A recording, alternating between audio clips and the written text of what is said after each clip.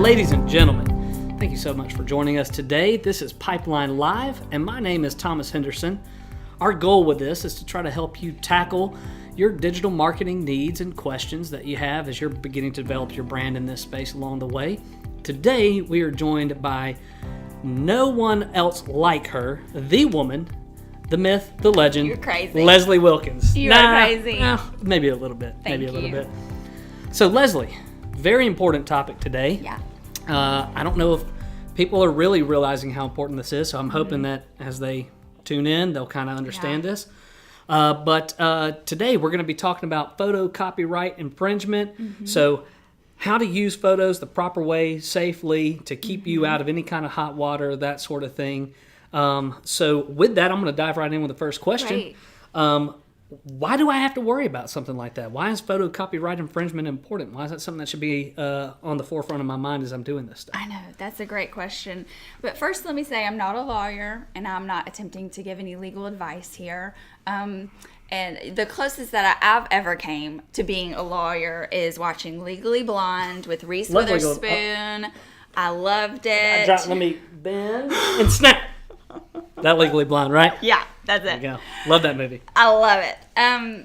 So I'm not a lawyer, but these are the things that I have learned over the years owning a social media company and using images every day. But first, let me tell y'all about a little story that happened to us when we first started the company back in 2011. History lesson. I know, history lesson. And we were, young and inexperienced, and when we wanted an image for social media, we would find it on Google Images. Sure, why not? Sure, why not?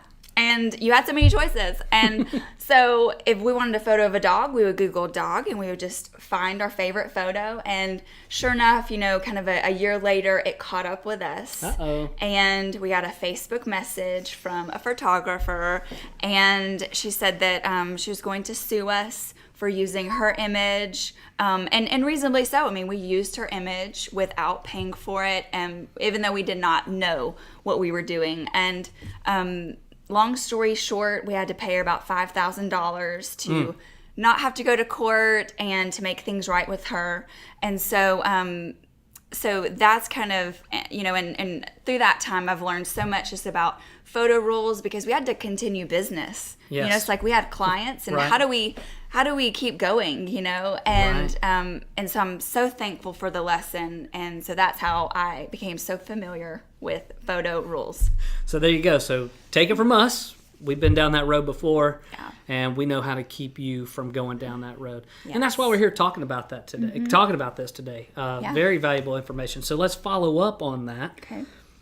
How did this photographer even know that you were using that image? How did she find that? How did she figure that out? I know. It's wild. And you may think, I have a small Facebook page or Instagram page without a lot of followers. It'll never be detected.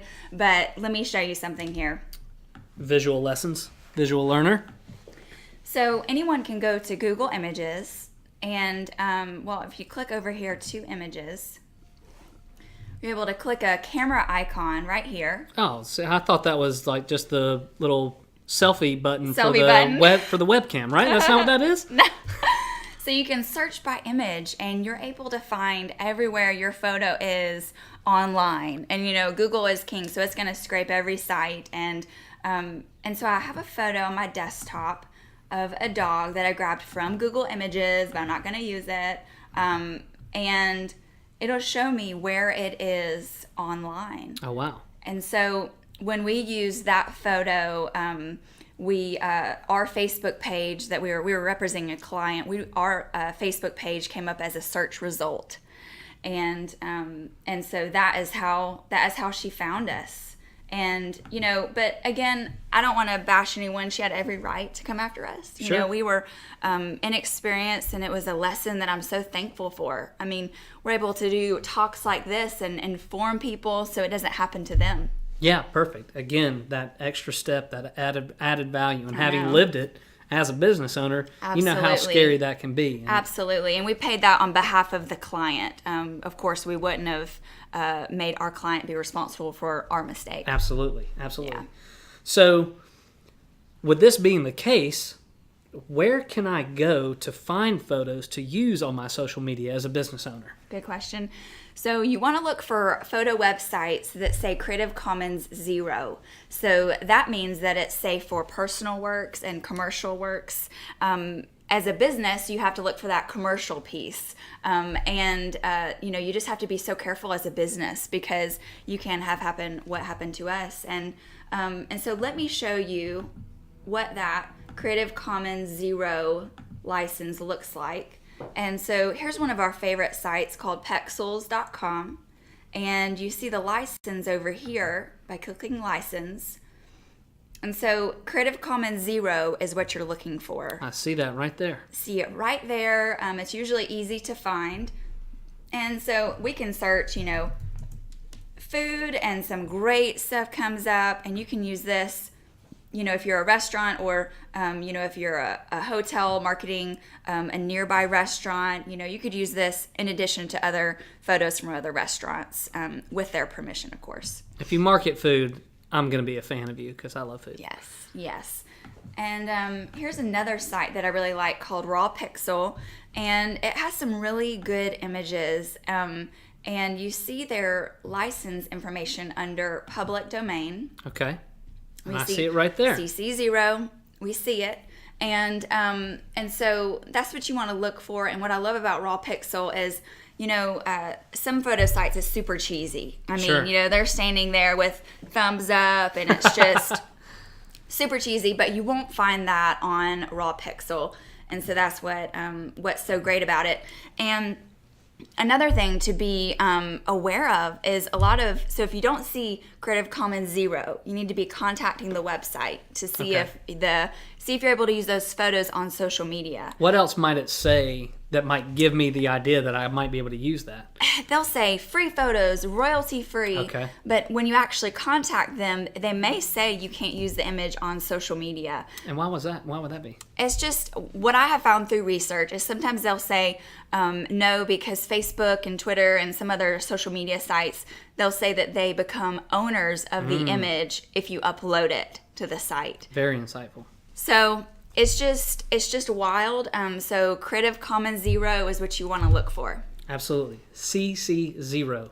Lock it in. Don't forget it. Lock it in. So here's another great question. Let's say I'm a business owner here and a patron takes a photo of my, let's say it's a restaurant, and I like the photo they take and I want to use it for my own marketing. Can I do that? How does that work?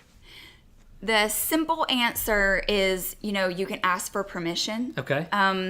If they post it to Instagram, and they tag your business's location, and you can always comment below the post and say, I love your image. Can we use it for our own marketing purposes? We will always credit you as the owner. And you can do that, but the safe way is to probably do something just like Marriott Vacation Club did.